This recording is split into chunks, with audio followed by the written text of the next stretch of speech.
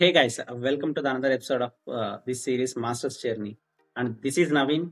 This And is ఈ Rahul. Last వీడియోలో మనము ఎలా కంట్రీ సెలెక్ట్ చేసుకోవాలని క్లియర్ గా చూసాం కదా. సో ఏ పాయింట్స్ కన్సిడర్ చేసుకొని మనం కంట్రీ సెలెక్ట్ చేసుకుంటే బాగుంటుందని. అండ్ ఈ వీడియోలో షార్ట్ అండ్ క్విక్ గా మేము అసలు మేమిద్దరం జర్మనీ ఎందుకు సెలెక్ట్ చేసుకున్నాం అన్న రీజన్స్ తో మీ ముందుకు వస్తున్నాం అనమాట. It won't be much longer, it's a continuation of that video అని చెప్పచ్చు సింపుల్ గా అయితే. అన్న మీరు అసలు అంటే నేను రీసెంట్ గా వచ్చాను, మీరు చాలా ముందు వచ్చారు కదా 3 years బ్యాక్. సో అసలు ఎందుకు మాస్టర్స్ జర్మనీలో చేద్దాం అనుకున్నారు? అసలు జర్మనీ ఎందుకు సెలెక్ట్ చేసుకున్నారు? నేను వచ్చేసి ఆల్మోస్ట్ 5 years అవుతుంది కదా. 2019 లో వచ్చాను, పురాతన కాలంలో.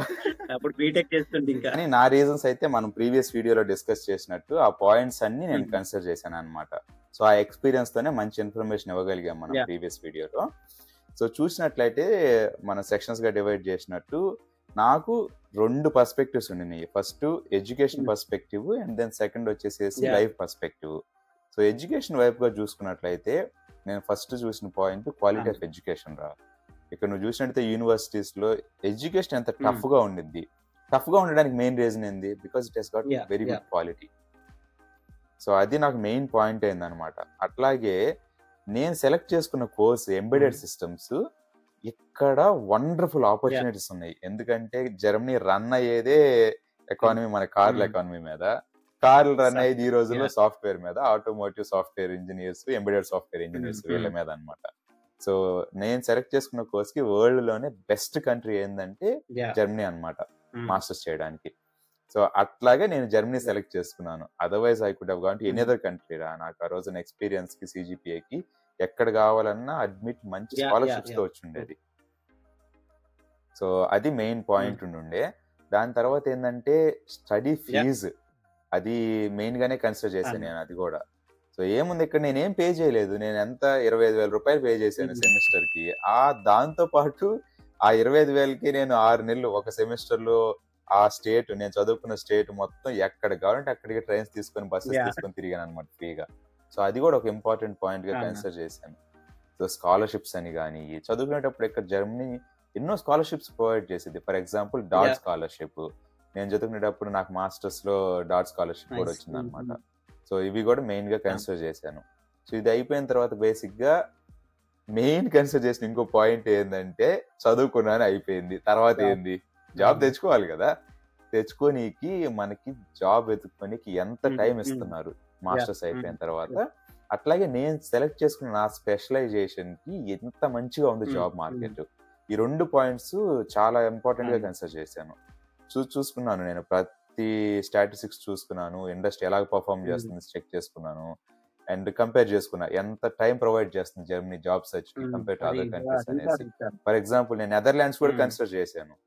నెదర్లాండ్స్ 6 months ఇచ్చింది, కానీ జర్మనీ 18 months ఇచ్చింది జాబ్స్ మాస్టర్స్ అయిపోయాక. వండర్ఫుల్. ఇక్కడ నువ్వు కాంప్రమైజ్ అవ్వకుండా నువ్వు ఎలా అనుకున్న ఫీల్డ్ కి కొంచెం టైం తీసుకుని అయినా వెళ్ళడానికి మంచి ఆపర్చునిటీ ఉంది.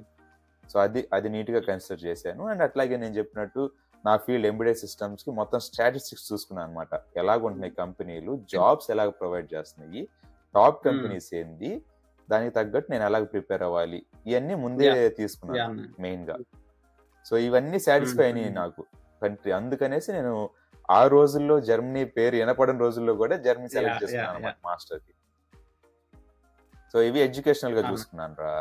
పోతే లైఫ్ గా చూసుకుంటే నాకేమైందంటే, లైఫ్ పర్స్పెక్టివ్ నుంచి కొన్ని ఛాలెంజెస్ ఎదురైనాయి. స్మూత్ ప్రాసెస్ అని చెప్పను. డెసిషన్ తీసుకునేటప్పుడు for example language is the highest barrier కదా ఇక్కడ. సో కానీ నేను దాన్ని హడల్ గా ట్రీట్ చేయలేదు. సో ఇండియాలో ఉండి నేను జాబ్ చేస్తూ ఉన్నప్పుడు full time up to B1 చేశాను నేను ఇండియాలో.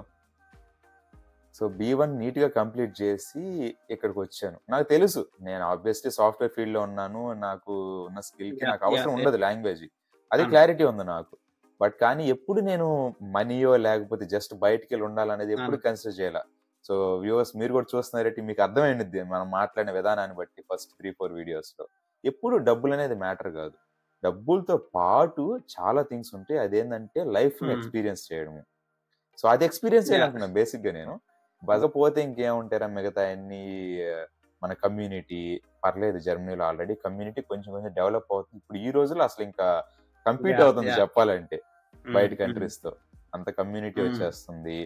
ఇంకా వెదర్ అనేది obviously compare to any other country ఇదేం వర్స్ట్ ఏం కాదు, ఆల్మోస్ట్ ఆల్ సేమ్ లెవెల్లో ఉంది. సో అందుకని నాకు వెదర్ పెద్ద ఇష్యూ కూడా అవ్వలేదు. కెనడా ఒమిట్ చేసింది మెయిన్ రీజన్ నేను అందుకే అనమాట. వెదర్ నాకు మెయిన్ ప్రాబ్లము, సో అందుకని కెనడాని ఒమిట్ చేసి పడేసేసాను. ఇంకా ఆబ్వియస్లీ ఇమిగ్రేషన్ అంటే మనం చెప్పేది ఏముంది, నేను ఇప్పుడు ఆల్రెడీ పాస్పోర్ట్ కూడా తీసుకోవచ్చు. సో అంత మంచి ఇమిగ్రేషన్ పాసిబిలిటీస్ ఉన్నాయి. సో అందువల్ల నేను జర్మనీ సెలెక్ట్ చేసుకున్నాను రా. సో నా తర్వాత వచ్చావు, కొన్ని చేంజెస్ వచ్చి ఉంటాయి. సో నువ్వు వచ్చినప్పుడు ఎందుకు కన్సిడర్ చేసావు? మేజర్ గా నాకు 2 రీజన్స్ అన్న. మెయిన్ గా నేను పెట్టుకున్న రీజన్స్ అయితే 2 అన్నమాట. ఫస్ట్ ఎవరైనా అందరు కన్సిడర్ చేసేది ఫ్రీ ఎడ్యుకేషన్, అయితే మెయిన్ ఇంపార్టెంట్. ఎందుకంటే ఇప్పుడు అంటే అదర్ కంట్రీస్ చూసాను నేను, యూకే, యుఎస్ఏ అంతా చూసాను అనమాట. యుఎస్ఏ చూసుకుంటే అరౌండ్ 50 to 60 lakhs అలా అయ్యేది మాస్టర్స్ అయిపోయేసరికి, అప్రాక్స్ ఎగ్జాక్ట్ కాదు. సో నేనంతా బేర్ చేసి మాస్టర్స్ చేసి సింపుల్ ఒకే ఒక డైలాగ్ చెప్పారనమాట మా బాబాయ్, అరే నువ్వు 60 లక్షలు పెట్టి మాస్టర్స్ చేసే బదులు 60 లక్షలు పెట్టి ఇక్కడ నువ్వు గాన బిజినెస్ చేస్తే తర్వాత నీ కెరీర్ ఏంది, అక్కడ వచ్చి నువ్వు మళ్ళా ఇంకోరి కింద పని చేయాలి కదా అని. కరెక్టే కదా, అంత డబ్బులు ఎందుకు స్పెండ్ చేస్తున్నాను. యూఎస్ అలా క్యాన్సిల్ చేసుకున్నా. యూకే అడ్మిట్ వచ్చింది, దట్ అరౌండ్ 30 lakhs అలా ఉందన్నమాట. అంత 30 lakhs పెట్టి యూకే వెళ్ళి అది 1 year కోర్సు. నేను అక్కడ వెళ్ళి సర్వే అవ్వి 1 year లోపు కంప్లీట్ చేసి 30 lakhs పే చేయాలి. ఏం చేయమంటారు అంటే నేను సస్టైన్ అక్కడికి వెళ్ళి మొత్తం కొద్దిగా అడ్జస్ట్ అవ్వడానికి 3 months పడుతుంది, అన్ని అర్థం చేసుకోవడానికి 6 months వెళ్ళిపోతుంది. 6 months లో నాకు కోర్స్ అయిపోయి కంప్లీట్ చేయాలంటే కష్టం అవుద్ది.